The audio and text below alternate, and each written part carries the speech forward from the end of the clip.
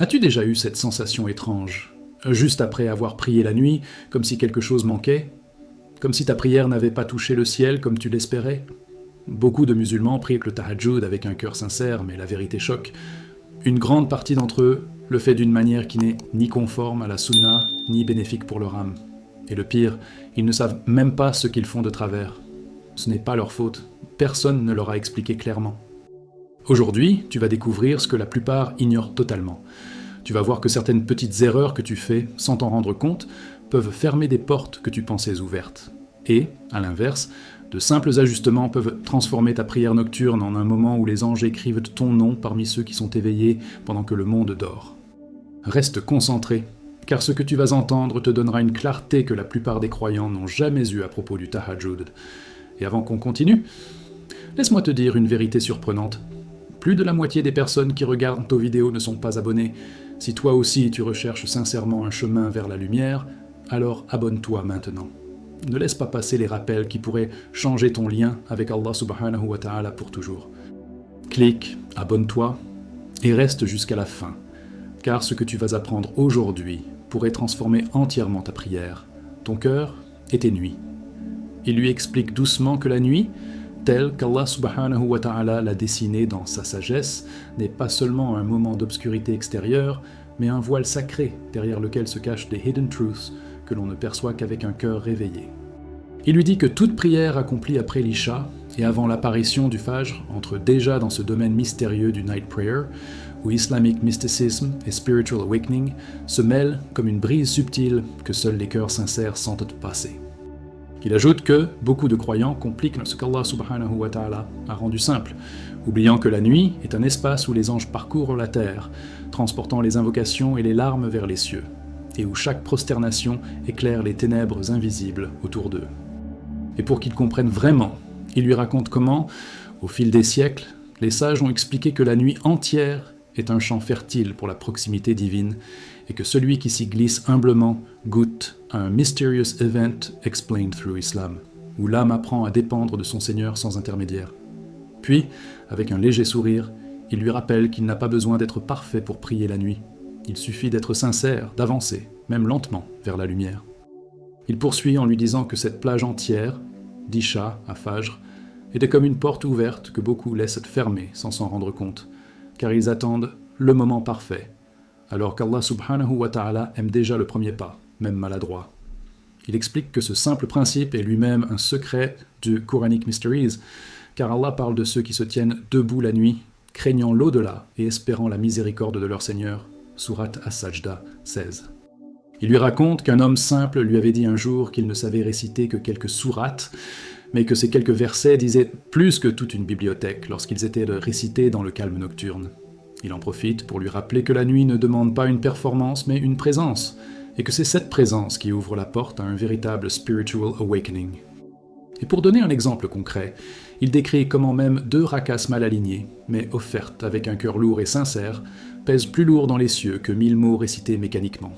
Puis il lui révèle qu'en vérité, le Night Prayer n'a pas besoin d'être long pour être puissant. Beaucoup imaginent qu'il faut rester des heures debout, mais il explique que le prophète Muhammad sallallahu alayhi wa sallam a enseigné que la meilleure action est celle qui est constante, même si elle est faible. Il lui raconte qu'une sœur lui avait confié qu'elle n'arrivait jamais à se réveiller jusqu'au jour où elle a décidé de prier seulement 2 minutes avant de dormir, avec l'intention claire et humble d'offrir un acte de nuit. Cette simple intention a changé sa vie. Elle a commencé à se réveiller d'elle-même, sans alarme, comme attirée par une force invisible venant d'un occult knowledge in Islam que l'on ne comprend qu'en le vivant. Il explique que son effort sincère a suffi pour que la porte s'ouvre, illustrant comment Allah travaille parfois en secret pour récompenser une intention pure, même minuscule. Il lui dit ensuite qu'il ne faut jamais sous-estimer la nuit entière, car elle porte une énergie que les gens pressés ne remarquent pas. Il explique que la nuit est faite pour calmer les échos de la journée, comme si Allah subhanahu wa ta'ala l'avait conçue pour panser les âmes fatiguées. Pendant que le monde dort, le croyant avance dans un silence où l'on n'entend plus que la respiration et les battements du cœur. Un moment parfait pour ressentir la proximité divine. Il raconte qu'un jeune homme qui doutait de tout, de lui-même, de son avenir, de sa valeur, avait trouvé sa paix uniquement en priant une seule nuit, tard, seul dans sa chambre, découvrant dans cette obscurité un fragment de lumière qui ne venait de nulle part, sauf d'un prophecies and signs inscrit dans son destin. Cette expérience l'a transformé, lui révélant que la nuit n'est pas un moment, mais un lieu, un sanctuaire. Et finalement, il conclut doucement ce premier enseignement en affirmant que comprendre quand commence et quand se termine le Night Prayer, c'est comprendre que la miséricorde d'Allah subhanahu wa ta'ala est bien plus large que nos horaires, nos calculs et nos peurs. La nuit entière est un tapis sacré déroulé pour celui qui veut s'y prosterner, et celui qui y dépose un seul instant sincère récolte 1000 fois plus qu'il n'a donné.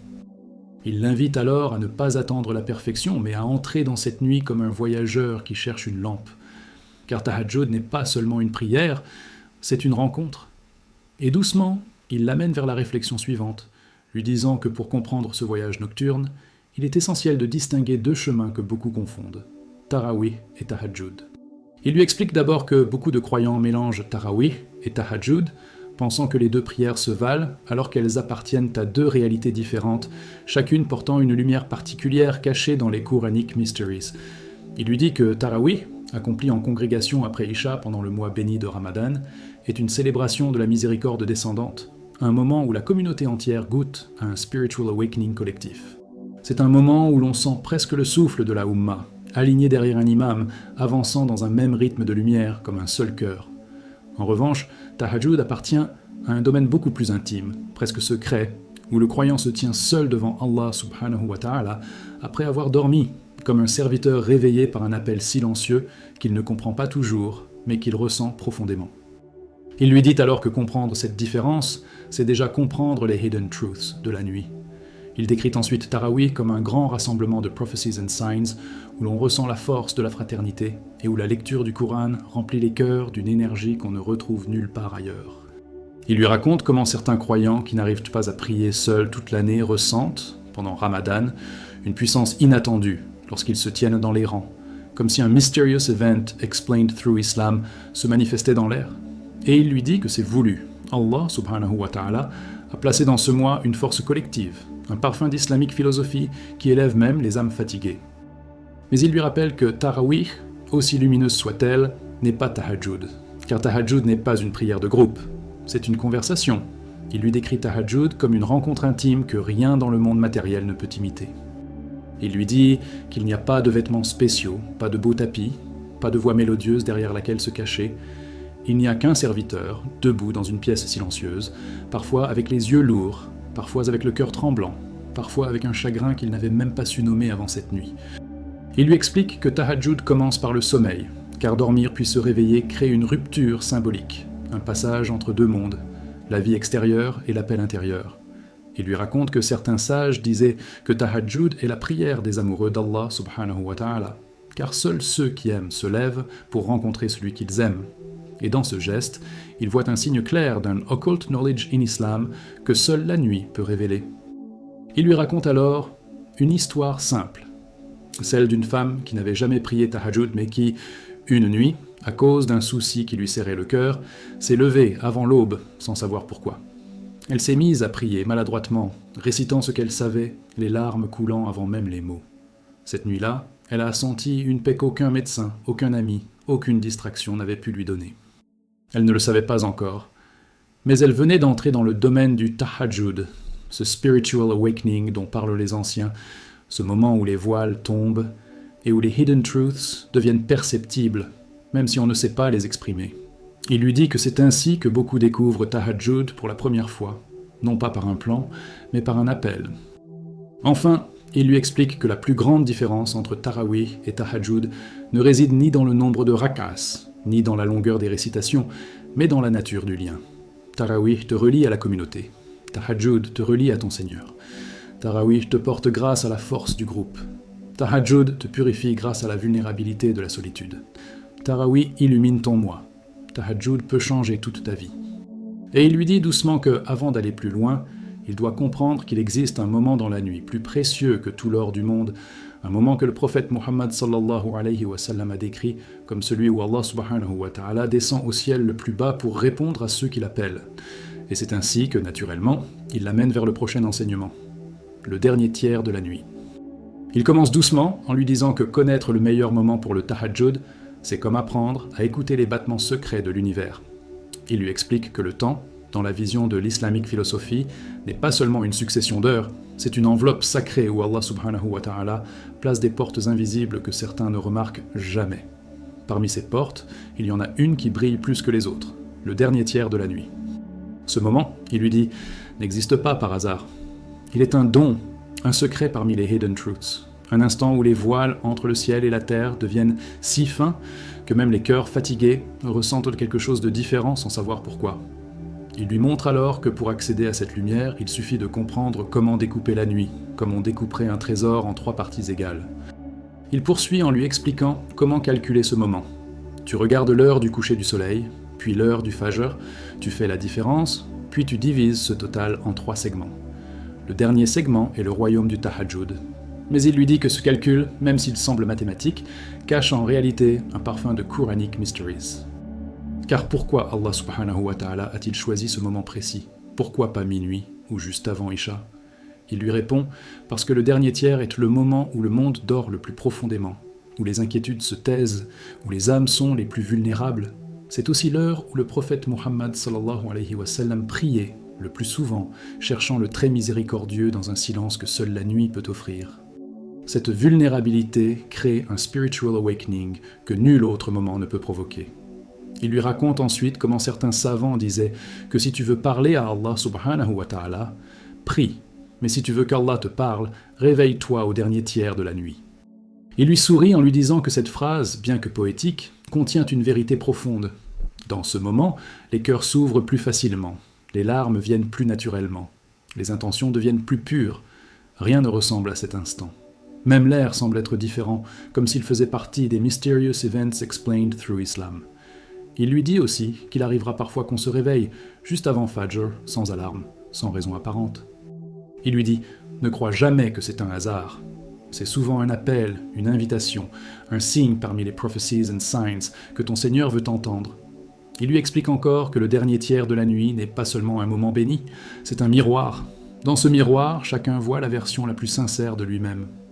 Il lui dit que beaucoup de gens pensent qu'ils doivent être parfaits pour prier Tahajjud, mais c'est l'inverse.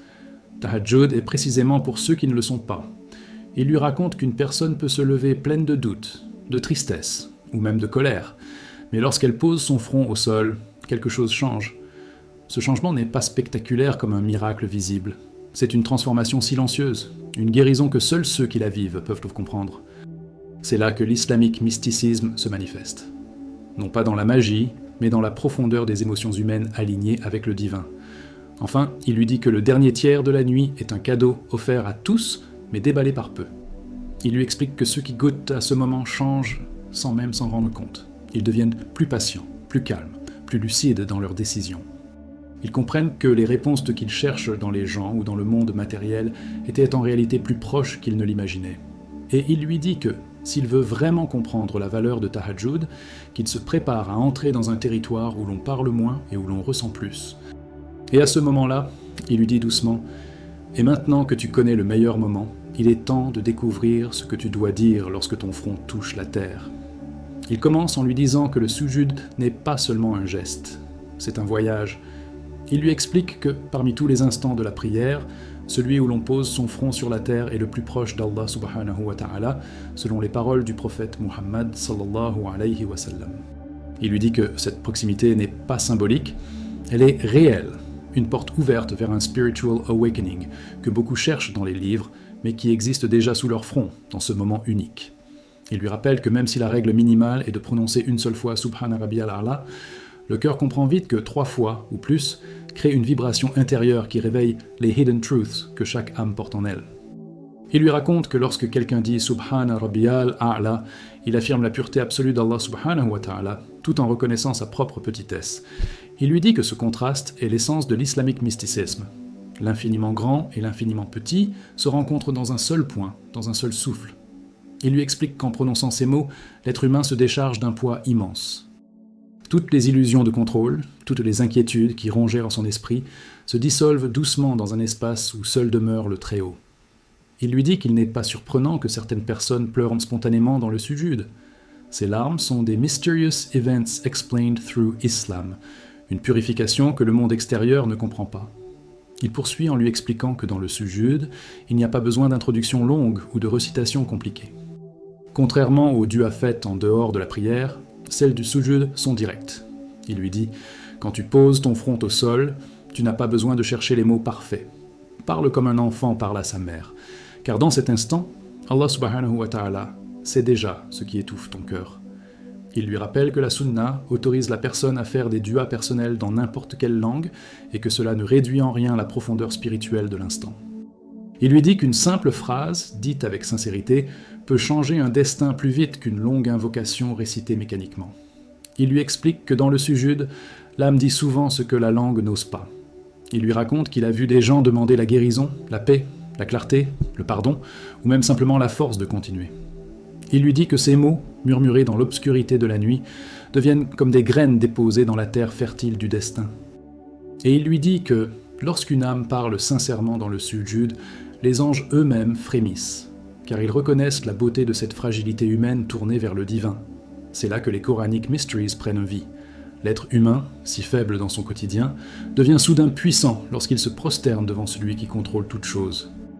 Enfin, il lui dit que le sujud est un monde à part, et que ceux qui comprennent à cela ne cherchent plus des techniques compliquées ou des formulations parfaites. Ils cherchent seulement la sincérité. Il lui rappelle que ce moment n'a pas besoin de sophistication, il a seulement besoin de vérité. Il lui dit que lorsqu'il sera de nouveau en sujud, il doit imaginer que toute sa vie repose dans ce souffle, dans ce murmure, dans ce contact entre son front et la terre. Et il conclut doucement « Et maintenant que tu sais quoi dire lorsque tu es au plus près d'Allah subhanahu wa ta'ala, il est temps que je te montre comment faire du'as en dehors de la prière avec la même profondeur. » Il commence en lui expliquant que faire une du'a en dehors de la prière, c'est comme frapper doucement à une porte qui ne se ferme jamais. Il lui dit que beaucoup compliquent ce moment, alors qu'il repose sur une harmonie simple, louange, amour, confiance et demande. Il lui explique que lorsque l'on lève les mains vers le ciel, ce geste n'est pas symbolique, c'est un acte vivant, une clé spirituelle décrite par de nombreux savants comme l'un des secrets des Quranic Mysteries. Il lui dit que ce geste témoigne d'une reconnaissance, tout vient d'Allah subhanahu wa ta'ala et tout retourne à lui. Il lui rappelle alors que commencer une du'a par des louanges à Allah subhanahu wa ta'ala, puis envoyer des salutations au prophète Muhammad sallallahu alayhi wa sallam, c'est comme ouvrir un passage lumineux dans lequel les mots glissent plus facilement. Il poursuit en lui confiant que ces étapes ne sont pas de simples formalités. Elles sont des portes, et derrière ces portes se trouvent les hidden truths que beaucoup ignorent. Il lui dit que la louange prépare le cœur, apaise les inquiétudes et installe une douceur intérieure qui transforme la du'a en spiritual awakening. Il lui explique que lorsque l'on dit « Allahumma salli ala Muhammad », on se relie immédiatement à une chaîne de lumière remontant aux premiers croyants, aux prophètes alayhi salam, aux anges et aux générations guidées. Ce lien, il lui dit, n'est pas imaginaire. Il est une réalité mystique que l'islamic mysticisme a toujours enseignée.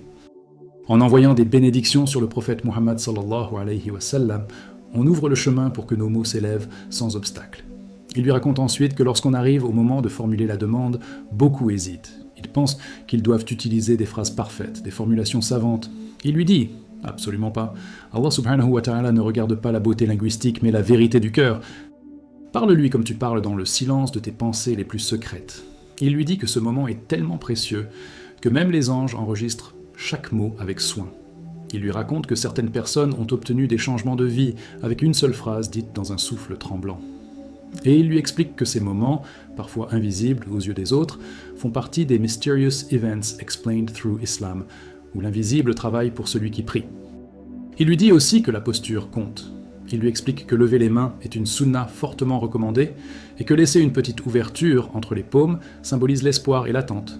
Il ajoute que terminer la du'a en passant les mains sur le visage est un geste de baraka, comme si l'on étendait la miséricorde invoquée sur toute la vie. Il lui dit que ce geste peut sembler simple, mais qu'il fait partie de ces prophecies and signs cachés dans la tradition prophétique, qui montrent que chaque membre du corps participe à la connexion spirituelle. Il lui rappelle que dans ces moments, l'être humain n'est jamais seul. Les portes des cieux s'ouvrent à ceux qui invoquent avec sincérité.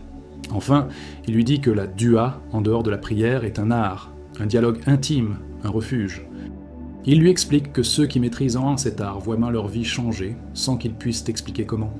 Les inquiétudes diminuent, les solutions arrivent, des personnes apparaissent au bon moment, et il lui dit que tout cela fait partie de l'œuvre subtile d'Allah subhanahu wa ta'ala, répondant au cœur sincère. Il lui glisse alors doucement « Et maintenant que tu connais l'étiquette de la dua en dehors de la prière, il est temps de plonger dans un moment encore plus mystérieux et puissant, la dua faite dans le sujud. » Il commence en lui rappelant que le sujud n'est pas un simple mouvement de la prière, c'est le moment où l'âme touche les portes du ciel. Il lui dit que lorsque le front se pose sur le sol, l'être humain abandonne son orgueil, ses illusions et ses peurs, et qu'il devient alors un serviteur pur, nu devant la miséricorde divine. Il lui révèle que, selon de nombreux enseignements liés aux Quranic Mysteries, aucune position n'est aussi proche d'Allah subhanahu wa ta'ala que le sujud. Et c'est pour cela, lui murmure-t-il, que dans cet instant unique, la dua ne commence pas par des louanges ou des salawats, mais directement par la demande. Il lui explique que ce n'est pas un manque d'étiquette, mais une preuve que la porte est déjà ouverte, que le cœur est déjà invité à entrer dans les hidden truths qui se dévoilent dans la prosternation. Il continue en lui disant que beaucoup ne comprennent pas pourquoi ce moment est si particulier. Il lui raconte que les savants disent que lorsque le serviteur entre en sujud, les voiles entre lui et le ciel deviennent aussi fins qu'un souffle. C'est comme si Allah subhanahu wa ta'ala lui disait « Demande maintenant, car je suis proche ». Il lui explique que c'est dans cette proximité intime que l'on peut déposer les blessures les plus anciennes, les peurs les plus secrètes, les rêves que l'on n'a jamais osé confier à personne. Il lui dit que même les personnes qui n'arrivent pas à pleurer dans la vie quotidienne se surprennent parfois à sentir leurs larmes couler en sujud. Et ces larmes, lui dit-il, font partie des mysterious events explained through Islam, des signes subtils qu'Allah répond déjà. Il lui explique ensuite que dans ce moment béni, il n'y a aucune phrase obligatoire, aucun mot imposé. Il lui dit « Parle à Allah subhanahu wa ta'ala » comme quelqu'un qui revient vers celui qu'il a toujours attendu. Il lui raconte que certains compagnons du prophète Muhammad sallallahu alayhi wa sallam faisaient leur plus grande dua en sujud, demandant guérison, guidance, protection contre le mal, ou encore lumière dans leur cœur. Il lui dit qu'il peut demander pour sa famille, pour sa foi, pour sa santé, pour ses enfants, pour ses projets, car rien n'est trop grand pour celui qui possède tout. Et il lui rappelle que ces demandes, lorsqu'elles sortent du cœur, deviennent un acte de spiritual awakening, un éveil intérieur qui transforme sa relation avec Allah subhanahu wa ta'ala. Il poursuit en lui confiant un secret que peu applique. La longueur du sujud reflète la profondeur de la confiance. Il lui dit que lorsqu'un serviteur reste longtemps prosterné, même en silence, ce silence lui-même devient une dua. C'est comme si l'âme disait « Je n'ai plus de mots, mais tu connais tout ». Il lui rappelle que prolonger le sujud était une habitude du prophète Muhammad sallallahu alayhi wa sallam et que ce geste fait partie des trésors de l'islamique philosophie, une sagesse vivante qui enseigne que la proximité divine n'est pas mesurée par la bouche, mais par le cœur. Il lui dit que cette profondeur est une lumière qui ne se voit pas extérieurement, mais qui transforme silencieusement la vie du croyant. Enfin, il lui dit qu'une dua faite en sujud n'est jamais perdue. Même si elle n'est pas exaucée immédiatement, elle devient une protection, une purification, ou un chemin vers quelque chose de meilleur. Il lui explique que lorsqu'Allah subhanahu wa ta'ala retarde une réponse, ce n'est jamais par oubli, mais par sagesse, un des prophecies and signs de sa miséricorde. Il lui dit qu'après avoir goûté au sujud sincère, le serviteur ne prie plus jamais de la même manière, car il sait que sous son front, là, dans la poussière, il a rencontré le plus grand des trésors. Puis, tout en douceur, il l'invite à continuer.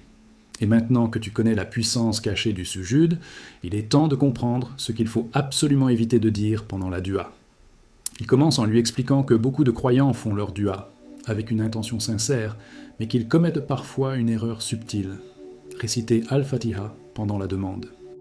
Il lui dit calmement que même si cette sourate est la mère du livre, un trésor rempli de Quranic Mysteries et de Hidden Truths, elle n'a pas été révélée pour être utilisée comme formule dans la dua, en sujud ou après le tashahhud. Il lui explique que chaque acte d'adoration a son cadre, son moment, son étiquette, et que la sagesse divine se cache dans le respect de ses limites. Il lui rappelle que le prophète Muhammad sallallahu alayhi wa sallam n'a jamais enseigné la récitation d'Al-Fatiha dans la dua, et que suivre son modèle n'est pas une contrainte, mais une lumière qui protège de l'innovation. Il continue en lui disant que la confusion vient souvent du fait que les croyants ressentent la puissance spirituelle d'Al-Fatiha, sa lumière, son rythme, son invocation implicite, et pensent naturellement qu'elle amplifiera leur dua. Il lui dit que cette émotion est belle, qu'elle montre une âme connectée, mais que la bonne intention ne remplace pas la bonne pratique. Il lui explique que l'islamique philosophie enseigne que la force d'une dua ne dépend pas des mots complexes ou des sourates récitées, mais de la sincérité du cœur et de l'humilité devant Allah subhanahu wa ta'ala. Il lui dit « Ce n'est pas la longueur de tes mots qui change ta destinée, mais la vérité qui sort de ton cœur au moment où tu t'adresses à ton Créateur. » Il lui révèle ensuite que le prophète Muhammad sallallahu alayhi wa sallam a clairement interdit la récitation du Coran en état de sujud, car ce moment n'est pas destiné à la récitation, mais à la supplication. Il lui dit que cette distinction n'est pas seulement juridique, elle fait partie des occult knowledge in Islam, des secrets subtils sur la manière dont les anges écrivent les actions et dont les portes du ciel se synchronisent avec les actes du serviteur.